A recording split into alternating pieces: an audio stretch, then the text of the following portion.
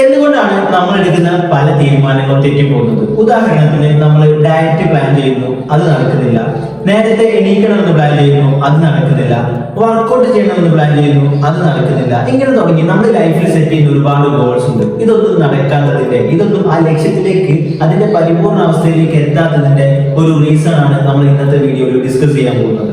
നിങ്ങൾക്കറിയോ, നിങ്ങളുടെ ബ്രെയിൻ എന്നുള്ളത് ഒരിക്കലും നിങ്ങളെ സക്സസിലേക്കോ നിങ്ങളെ വെൽത്തിലേക്കോ നിങ്ങളെ ഫിറ്റ്നസിലേക്കോ അല്ല ഫോക്കസ് ചെയ്യുക. ബ്രെയിനിന്റെ ഫംഗ്ഷൻ, ബ്രെയിനിന്റെ വർക്ക് എന്താന്ന് പറഞ്ഞാൽ അത് നമ്മളെ അലൈവ് ചെയ്യിപ്പിക്കുക എന്നുള്ളത് മാത്രമാണ് ചെയ്യുന്നത്.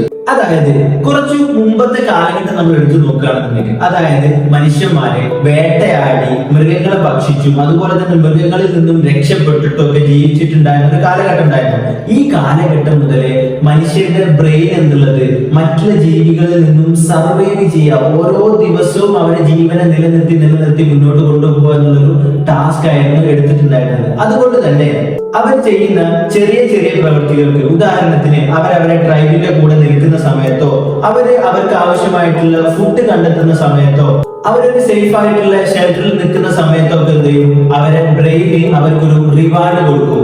ഒരു ചെറിയൊരു ഹാപ്പിനെസ് ഹോർമോൺ എന്നുള്ള രീതിയിൽ ഡോപ്പമിന്റെ ചെറിയൊരു ഹിറ്റ് അവരെ ബ്രെയിനിൽ ഉത്പാദിപ്പിക്കുന്നതാണ്.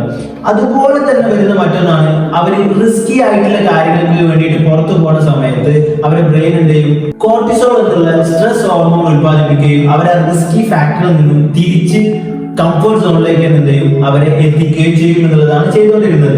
ഈ കാലഘട്ടത്തിൽ നേരത്തെ എഴുന്നേൽക്കുന്നതും അതുപോലെ തന്നെ ഭക്ഷണം തേടി പോകുന്നതും ഒരുപാട് ഫിസിക്കൽ ആക്ടിവിറ്റീസിൽ ഏർപ്പെടുന്നതൊക്കെ ഒരു നോർമൽ ആയിട്ടുള്ള നാച്ചുറൽ ആയിട്ടുള്ള ഒരു പ്രോസസ് ആയിരുന്നു എന്നുള്ളതാണ്.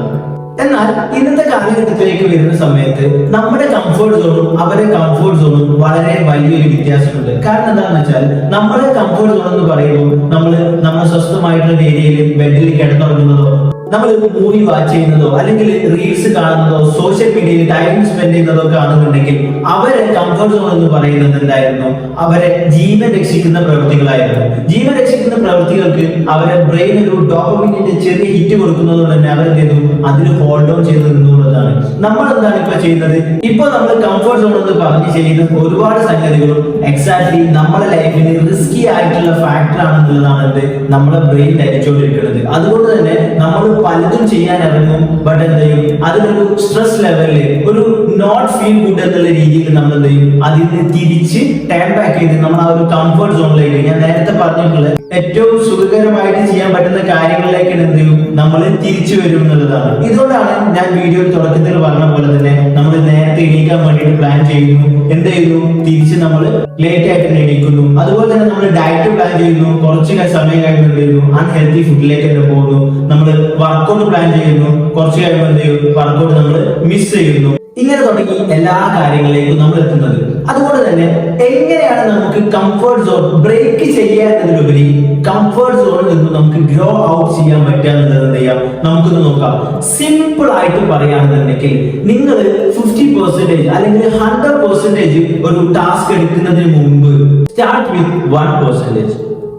അതായത് നിങ്ങൾ നേരത്തെ എണീക്കുക എന്നുള്ളതാണ് ഉദ്ദേശിക്കുന്നത്. നിങ്ങൾ ഇത്രയും കാലം എണീറ്റിട്ടുള്ളത് 8 മണിക്കാണെന്നുണ്ടെങ്കിൽ നാളെ മുതൽ എന്ത് ചെയ്യാം, നിങ്ങൾ 7:45 അലാറം സെറ്റ് ചെയ്തിട്ട് എണീക്കാൻ വേണ്ടി ട്രൈ ചെയ്യുക. അത് സ്ലോലി 7:30 അതുപോലെ തന്നെ 7 മണി എന്നുള്ള രീതിയിൽ നിങ്ങൾ അത് സ്ലോ ഡൗൺ ചെയ്ത് കുറച്ച് കൊണ്ടുവരാൻ വേണ്ടിയിട്ട് ശ്രമിക്കുക എന്നുള്ളതാണ്. ഇങ്ങനെ നിങ്ങൾ ചെയ്യാൻ ഉദ്ദേശിക്കുന്ന ഓരോ ആക്ടിവിറ്റീസിന്റെയും 1% ഗ്രോത്ത് നിങ്ങൾ ഓരോ ദിവസവും കൊണ്ടുവരികയാണെന്നുണ്ടെങ്കിൽ ആഫ്റ്റർ സം ടൈം നിങ്ങൾക്ക് എന്ത് ചെയ്യാൻ പറ്റും, നിങ്ങൾക്ക് അത് റിയലൈസ് ചെയ്യാൻ പറ്റും, നിങ്ങൾക്ക് അത് കാണാൻ പറ്റും. യെസ്, ഐ ഡിഡ് എന്നുള്ള രീതിയിൽ നിങ്ങളൊരു സമയത്ത് ഇത് ഭയങ്കര ടഫാണ്, മോർണിംഗ് നേരത്തെ എണീക്കൽ ടഫാണ്, അല്ലെങ്കിൽ ഹെൽത്തി ഫുഡ് കഴിക്കൽ ടഫാണ്, വർക്കൗട്ട് ചെയ്യൽ ടഫാണ്, ഇന്ന രീതിയിൽ വർക്ക് ചെയ്യൽ ടഫാണെന്നൊക്കെ പറഞ്ഞാൽ നിങ്ങൾ എന്ത് ചെയ്തിട്ടുണ്ടാവും, ഒരു സമയം കഴിയുന്ന സമയത്ത് അത് നിങ്ങൾ അച്ചീവ് ചെയ്തിട്ടുണ്ടാവും. നിങ്ങൾ ആ ഒരു ഹാബിറ്റിലേക്ക് മെല്ലെ മെല്ലെ മാറിയിട്ടുണ്ടായിരിക്കും എന്നുള്ളതാണ്. So focus on your 1% and don't try to break the comfort zone. Grow out from the comfort zone. Next video, next topic we have to meet. Thank you.